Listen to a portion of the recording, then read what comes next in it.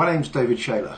I'm the former MI5 officer who blew the whistle. David Shayler. David Shayler. David Shayler. David Shayler, an MI5 officer for 6 years, he went to jail after leaking secret documents to the press. Exposed Britain's plot to kill Gaddafi. Blowing the whistle in a national newspaper, claiming the security services planned to assassinate the Libyan leader, Colonel Gaddafi. Now this would be funny if innocent people hadn't died. But his latest role may be the most talked about yet. David Shayler, a former British Secret Service agent, claims he is the living incarnation of Jesus. I'm Jesus Christ, and yet people still reject Christ and reject the way of love, essentially.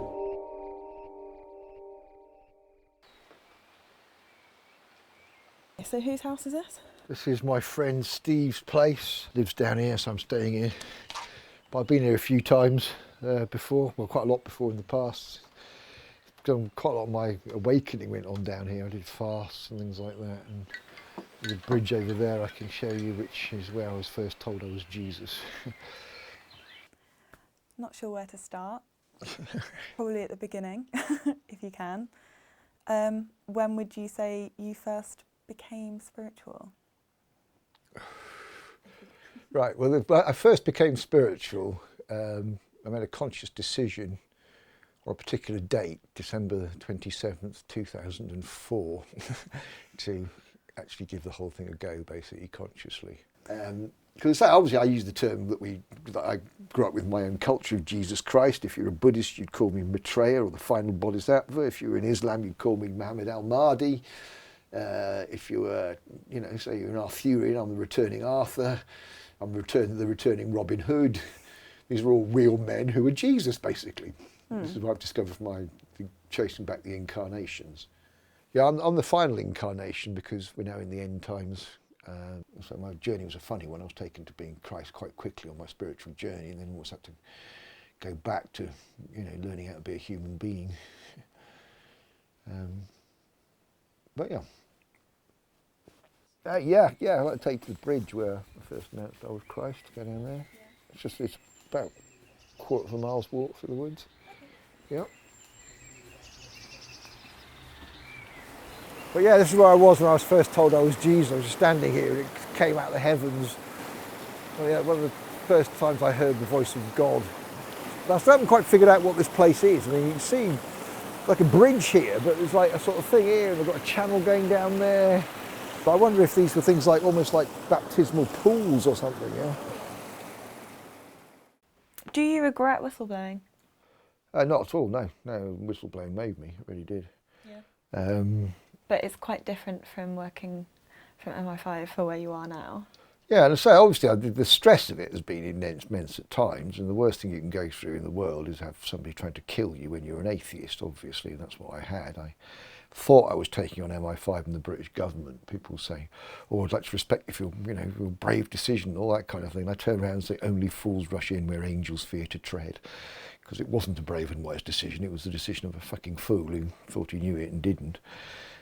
So I came to the point as an atheist where I realised inescapably I was up against an international conspiracy of psychopaths who wanted me dead, essentially, and I didn't believe in God or any form of redemption.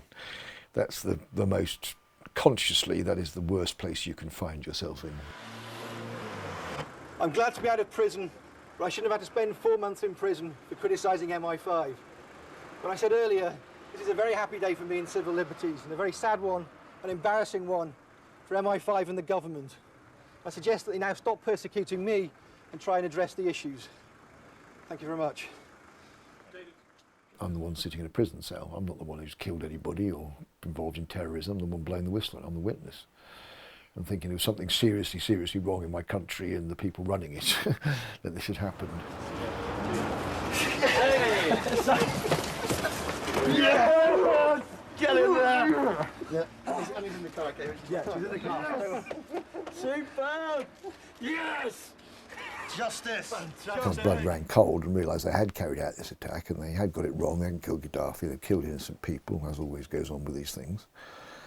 And obviously I'd been trying to brief my bosses about this because MI6 said they had permission. This is very important in terms of their law. If they had permission, they could claim legally, under the 1994 Intelligence Service Act, that was fine. That they couldn't be prosecuted in this country. But they didn't have that permission of government. They didn't tell government what they were doing, funding it and all this sort of thing. So anyway, that was obviously what made me leave the service. When he told me he'd funded essentially Al-Qaeda in Libya just before Christmas 1995, I kind of went home and thought, that's it, I'm leaving MI5. But nevertheless, I carried on telling that truth despite that, and that's how you become a Christ. And now obviously I believe in redemption, and they can do to me, it's like, you know, well, can fucking torture me. Obviously I'm sure it'd be very painful and be a problem for a short space of time, but you know, karmically they'll be torturing me because I've told the truth about the law. So that's, you know, good karma for me, bad karma for them, basically. So is there any overlap between dressing as a woman and being Jesus? Well, I say the prophecy does seem to predict this sort of transvestite Messiah.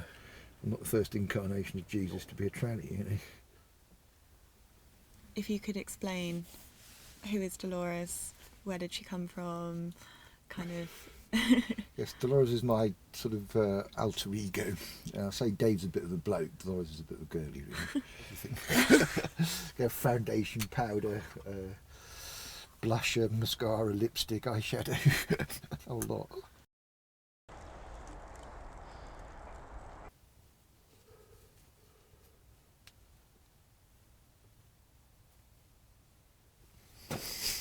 Hello, Haynes.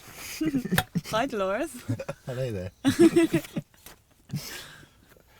It is almost like I've taken on some kind of the sort of female consciousness. It's quite strange. And you feel closer to God as Dolores? Very, yeah. I say I find it easier to be spiritual because it's easier to be in that zone of peace. That's what the other side, when I came out publicly, the other side tried to say, oh, look, he's gone mad, or on the internet, look, he's clearly influenced by the mind control. They've warped his mind with the mind control thing. And I said, well, they've been doing it for a long time. So I've been wearing women's clothing since I was 4, so they must have started then, you know. Yeah.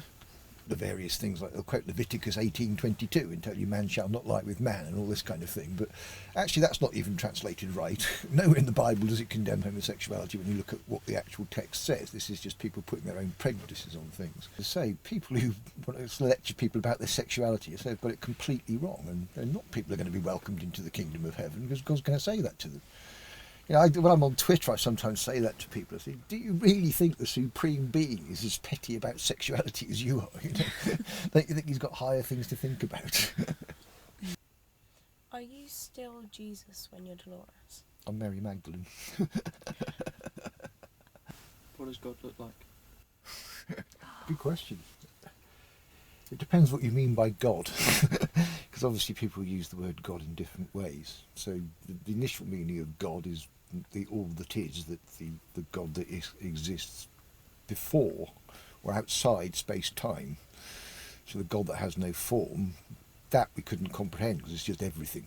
And man was created in the image and likeness of God, but by the God above, who is a soul and was down here at the time and using his own DNA, therefore creates us in his image and his likeness. So yeah, God looks a bit like me.